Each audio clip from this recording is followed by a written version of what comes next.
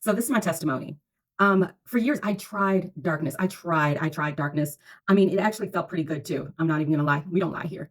Um, I would lie because the environment in which I was raised was there was a lot of lies. There was a lot of lies, and so I became what I was brought up in. I lied a lot too. I lied because I was scared. I didn't want to get in trouble. I lied to cover my tracks. I lied because I wanted people to like me. I lied and I lied and I lied. And the reasons why we lie don't negate the fact that we lie, right? Let's just be honest, because that's how we reclaim our power. We acknowledge the hurt that we caused. We acknowledge the reasons behind it, and we also acknowledge that there is a different way and there's a better way. Because every time when I lied, it never turned out well. I used to always say that I was one of God's favorites. Now, according to my pastor, God has no favorites. Now, I don't know.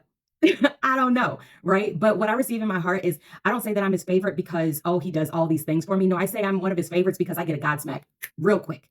So if I say something negative about someone else or I make fun or any of those types of things, then something's going to happen to me instantly. Instantly. And I'm like, oh man, I'm sorry. I'm sorry. I get convicted right away. I get a response right away. I might stub my toe right away, bite my tongue, whatever it is, trip, whatever it is happens right away. And that's why I used to always say, well, to this day, I'll say I'm one of God's favorites. Now we're talking about the darkness that I used to be enveloped in.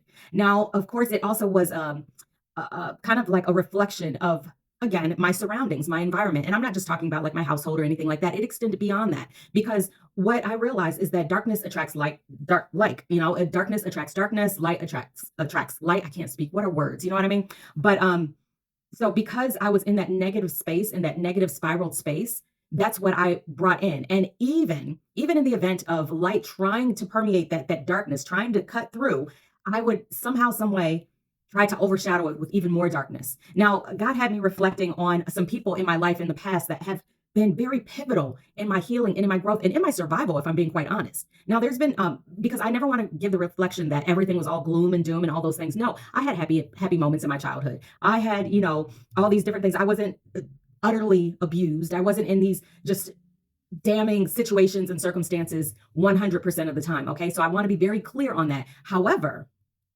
there was a lot of trauma.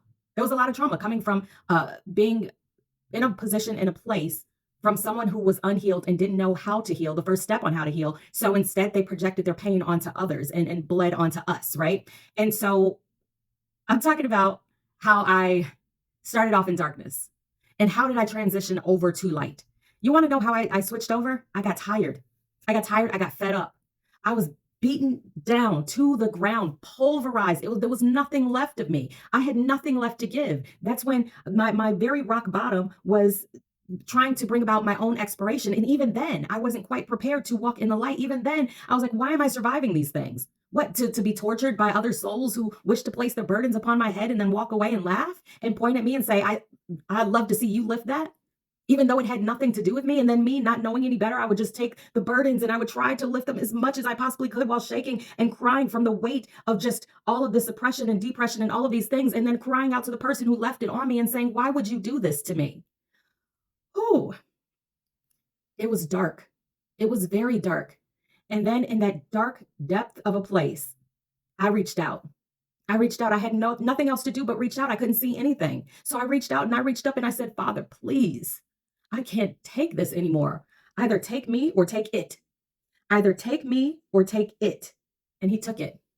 And sometimes we wonder, like, why didn't he take it before? If he could have just took it, why didn't he take it before? Now, first and foremost, healing is a process. It wasn't like he said, I'm going to take it and poof, I was all better. No, I had to do the work.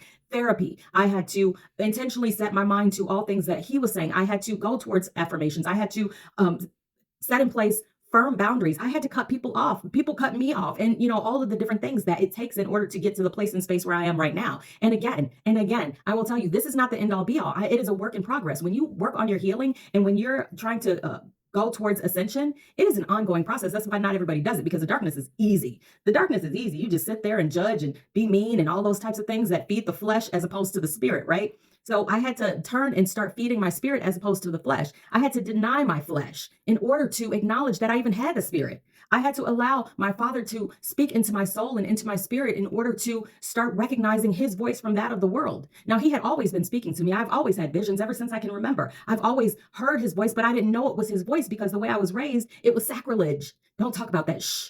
You're not hearing anything. Either that or they'll judge you as being mentally unbalanced or needing to go on medication or all of these different types of things, not really ready to recognize the spirit within you.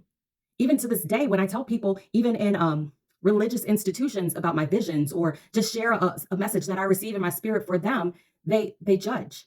They look at me like, hmm. I've had people send me send me psalms and verses and chapters from the Bible that rebuke false prophets, and then later on acknowledge that, yeah, I know that you've always heard from God. But we're talking, I'm getting off track, right? We're talking about how I went from the darkness to light. I gave up. I gave up. I gave up the fight. I gave up the anger. I was willing to give up all of those things because I said, God, take it or take me. And I put my hands up and I allowed him to grab me. And he had always been there. So in that moment that I was ready to give up everything to him, that's when he said, all right, here we go. Like I said, I've always been faith filled, but I've not always been faithful, right? There is a difference. So I say that to say this: it is possible to go from darkness to light. It is possible to even be in an environment that rewards anger and hatred and violence and all of those things, because that's where I came from too. People running towards the fight in school. Yeah, yeah, let's go, right? People waiting to hear that new gossip to see what tea is being spilled. Oh, I got this piping hot tea, right? All of those things to appease the flesh. Meanwhile, the spirit is just drying out. So I say that to say this: it is possible to start moving towards the light right now. Just tell the Father that you give up and allow him to step in. Stop feeding your flesh. Stop looking at things on the internet that feed that anger and that all of those different types of things. Start moving towards the light. Get into his word. Get into therapy. Talk to someone who is positive. And then you will see yourself start to shift and grow. But listen, this is just my testimony. It's your life. Bye.